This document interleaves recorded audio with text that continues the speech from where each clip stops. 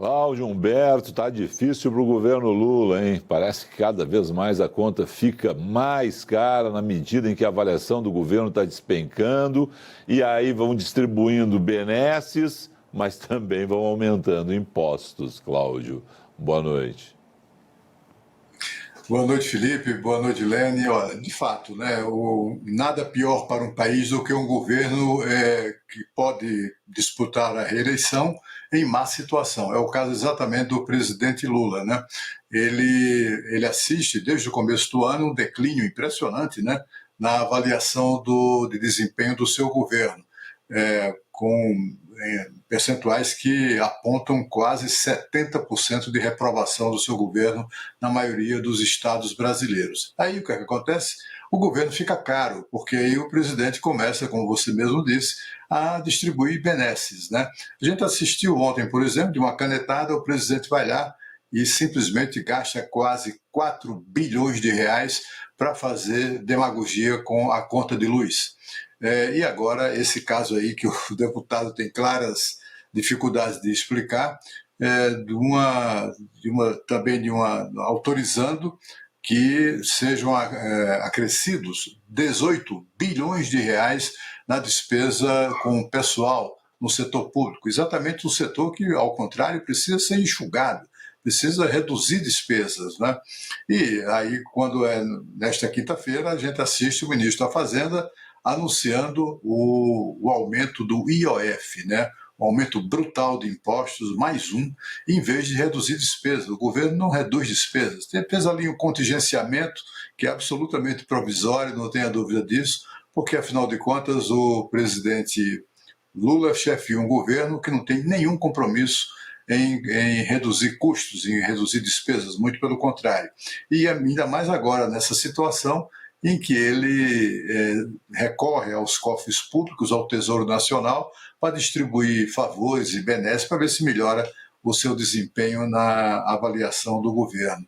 Porque, afinal de contas, é muito provável que ele venha a ser, ou seja, obrigado a ser, porque aqui não há muita gente que acredite na disposição do presidente de disputar mais um mandato, mas pode ser que ele se veja obrigado a disputá-lo e, com isso, precisa chegar em condições de competitividade. Mas está muito difícil para ele, pior ainda para o povo brasileiro que paga essa conta. Só o IOF, que é o Imposto sobre Operações Financeiras, aumentou mais do que o triplo. É impressionante. E isso acontece pouco tempo depois de uma declaração do próprio ministro da Fazenda negando peremptoriamente a intenção de aumentar o IOF. Isso foi feito no dia, eu até verifiquei isso aqui agora há pouco, foi feito no dia 6 de janeiro. Depois de uma reunião com o presidente Lula, falando com jornalistas, indagado sobre isso, ele descartou o aumento do IOF. E está aí, ó. Agora mais do que triplicou esse imposto que incide, sobretudo, em cima da classe média, que muitos petistas já declararam odiar, né? E olha, essa aí não é uma demonstração de amor à classe média, né? Que viaja, que se endivida para viajar, que faz compras pela internet, compras com cartão de crédito, compras internacionais, em sites internacionais, e também para as pessoas pobres, que apesar da taxação das blusinhas, continuam comprando naqueles sites internacionais. Tudo isso aí vai impactar violentamente na cobrança de impostos do governo. Enquanto se espera, o governo não percebe, talvez não tenha percebido, em vez de maltratar as pessoas, aumentando os brasileiros, aumentando impostos, era reduzir despesas, né? Faria bonito e, quem sabe, reverteria muito mais facilmente os indicadores de declínio da aprovação do seu governo. Bom, Cláudio, ontem nós falamos a respeito do que aconteceu nos Estados Unidos, as declarações do secretário de Estado americano, Marco Rubio, citando ali o que pode acontecer, que estão sendo ali tratadas questões ligadas ao ministro Alexandre de Moraes. No day after hoje, o ministro Gilmar Mendes, decano da Corte, fez uma defesa sem ir direto ao ponto, mas fez uma defesa de Alexandre de Moraes. A OAB veio com uma nota dizendo que há uma clara violação à soberania nacional. Nenhum deles diz o seguinte, é que, na verdade, o que os Estados Unidos estão tratando é de cidadãos que têm legalidade para viver nos Estados Unidos, são cidadãos hoje americanos que estão tendo aí dificuldades com decisões do Supremo Tribunal Federal brasileiro. Não é uma questão de ingerência sobre uma instituição brasileira. São cidadãos legalmente vivendo nos Estados Unidos que se sentem atingidos por decisões do Supremo. E aí se cria uma situação que os Estados Unidos já puniram outros países com a lei Magnitsky e estão avaliando agora se é o caso de utilizar essa legislação também para Alexandre de Moraes e outras pessoas no Brasil, Cláudio. É preciso lembrar, e talvez os ministros do Supremo Tribunal Federal não se deem conta disso, né, que se isso de fato for confirmado e o governo dos Estados Unidos impuser sanções ao ministro Alexandre de Moraes, essa também será uma decisão de soberania dos Estados Unidos, né?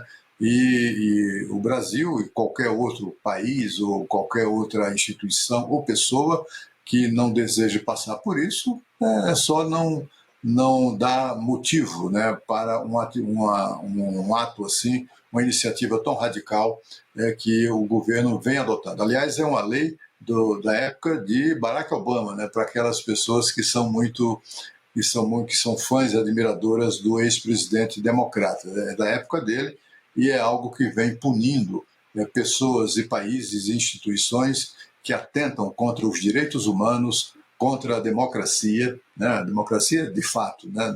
Não a democracia relativa, e também que atentam contra os direitos de cidadãos norte-americanos. Há brasileiros e brasileiras dos Estados Unidos que se queixam de serem perseguidas pelo ministro, mesmo estando em situação estável do ponto de vista legal e de opção de vida. Optaram por emigrar para os Estados Unidos, viraram cidadãos americanos, né? Enfim, obtiveram nacionalidade e, portanto, estão protegidos pela legislação local. É tudo muito difícil de avaliar no âmbito do Supremo, mas foi, no mínimo, estranho que somente o ministro Gilmar Mendes tenha publicamente feito essa defesa do colega Alexandre de Moraes, mesmo assim de maneira muito, como eu diria, um tanto quanto sutil, né? Não há declarações de outros ministros nessa direção. Não houve uma demonstração enfática de solidariedade dos ministros do Supremo ao colega que está sob ameaça de sanção do governo dos Estados Unidos. Isso é algo que chamou a atenção aqui da classe política. E, Cláudio, uma outra situação, né, envolvendo os outros ministros do Supremo, lembrando que, e isso eu conversei com um advogado, hoje ele disse assim, Felipe, tem uma situação aí, né? Tem ministros do Supremo que têm esposas advogadas cujos escritórios têm representação nos Estados Unidos. Então, pega leve todo mundo, porque ninguém sabe a extensão começa de uma forma, pode terminar de outro jeito. Então, calma lá. E uma outra questão de uma pessoa que nos viu ontem aqui, lembrando o seguinte, pode, nós lembramos ontem de companhias aéreas, cartões de crédito, Uber, streamings de TV, Airbnb, várias empresas que estão hoje com atuação global são norte-americanas. Pode acontecer também dessas pessoas também terem problemas com outras empresas. Então, realmente, está todo mundo... não é assim. Tem alguns que saíram, no caso da OAB, nessa questão aí. Calma lá, vamos ver o que vai acontecer, as decisões que virão, né, do governo Trump, mas a extensão pode ser bem grande, Cláudio.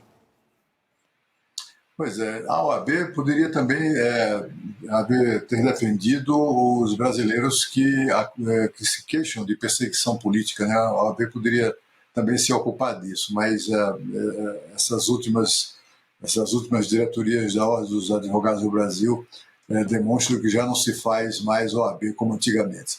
Bom, o fato é que uma sanção como essa, né, que o governo americano avalia aplicar contra o ministro Alexandre de Moraes, e que isso, inclusive, essa intenção foi confirmada ontem pelo secretário de Estado, Marco Rubio, que é a mais importante autoridade americana a falar sobre esse assunto até agora, e não é qualquer autoridade, é bom que se diga, né?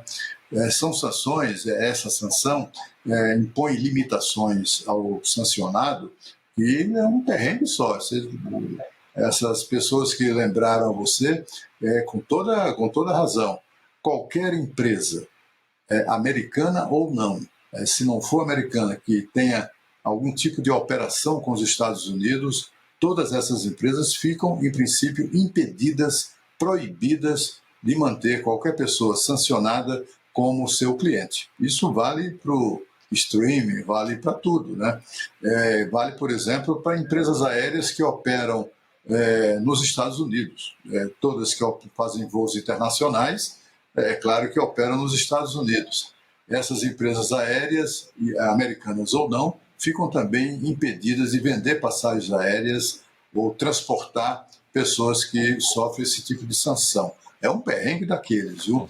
O Supremo Tribunal Federal, o governo brasileiro, em vez de ficar ali ameaçando retaliações que não vão nem produzir cócegas no governo americano, deveria se preocupar mais com isso. Cláudio Humberto, até amanhã às 8 da manhã no Jornal Gente. Obrigada, Cláudio. Até mais. Até amanhã. Tchau. Bom trabalho para vocês.